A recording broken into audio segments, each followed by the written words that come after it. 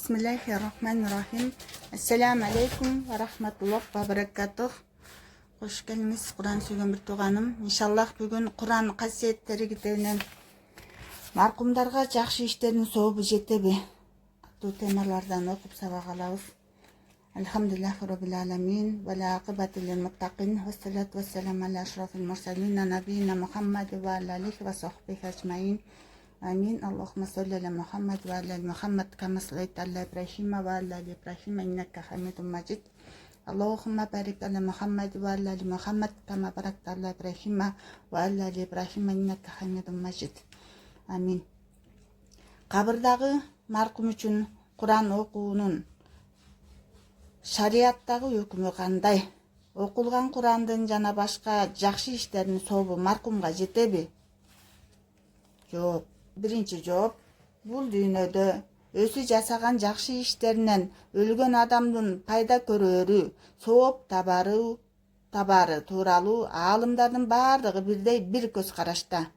Буга далил пайгамбарыбыздын саллаллаху алейхи вассалам. Эгерде bir adam ölgөн bolso, anın kılgan sadaka jariyası, soopчулук үчүн кылган олуттуу кайрымдуулуктары, пайдалуу илими же жакшы баласынын дубасынан турган 3 нерседен башка иштеринин баары токтойт деген сөзү. Экинчи, ошондой эле тирүүлөрдүн дубалары да өлүккө пайдасы жетерине аалымдардын баары бирдей көз карашта. Буга көптөгөн далилдерин бирин эле айта турган болсок, Алла Тааланын бул сөзү Хашр сүрөсүнүн 10-аятында Аллах Таала Куранда айтат. Мээримдүү жана ырайымдуу Аллах Тааланын аты менен. Алардан кийин келгендер айтышат: "О жараткан эге бизди жана бизден мурда ыйман келтирген туугандарыбызды кечире көр. Жүрөктөрүбүзгө ыйман келтиргендерге карата жек көрүүчүлүктү салба. Эге биз албетте сен мээримдүү жана боорукерсиң." Садакаллахул алейм. Ошондой эле пайгамбарыбыз саллаллаху алейхи вассалам жаназа намазында жана андан башка учурларда да өлүктөр үчүн дуба кылганы белгилүү.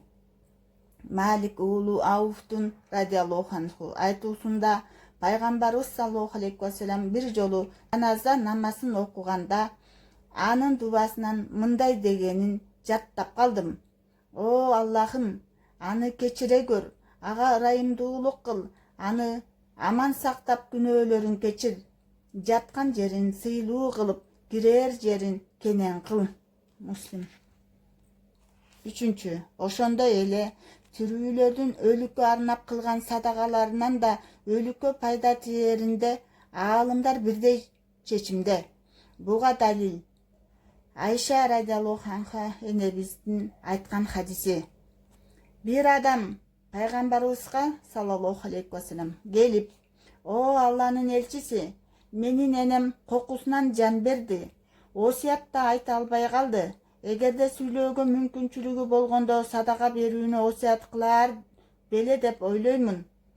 Анын атынан садака берсем сообу жетеби?" деп сураганда пайгамбарыбыз саллаллаху алейхи вассалам: "Ооба, жетет" деп жооп берди. Муслим. Үчүнчүдөн,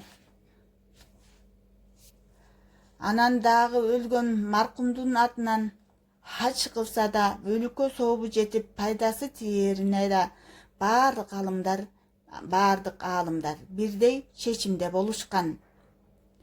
Бурайдадан радиаллаху анху баяндалган хадисте бир аял: "О Алланын элчиси, энем ажылык кылбай дүйнөдөн өтүп кетти. Анын атынан мен ажылык кылсам болобу?" деп сураганда пайгамбарыбыз саллаллаху алейхи вассалам: "Ооба, болот" деп жооп берди. Муслим. 4. Аалымдардын бир тобу өтүп кеткен маркумдардын атынан тирүүлөр орозо кармаган болсо, өлүккө пайдасы жетерин да айтышкан. Айша энебизден радиаллаху анха келген бир хадисте пайгамбарыбыз саллаллаху алейхи вассалам кимде ким каза тута албай калган орозолор менен өлгөн болсо, анын атынан жакындары орозо кармайт деген. Бухари жана Муслим. Жогоруда баян кылып өтүлгөндөр шарият милдеттери менен толук далилденип, өлүккө пайдасы жана сообу жете турган негизги амалдардан болуп эсептелет. Элхамдулиллах роббил аламин. Аллахыма шүгүр мактоолор болсун. Алхамдулиллах.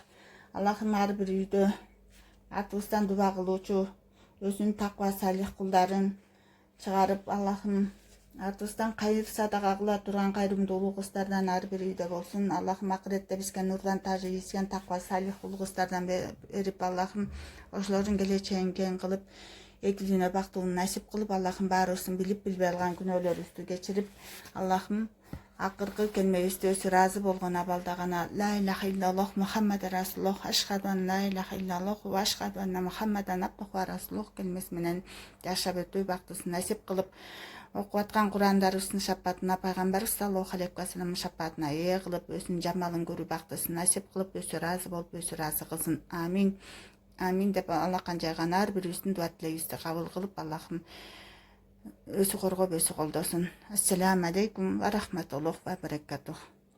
Аллахка аманатсыздар.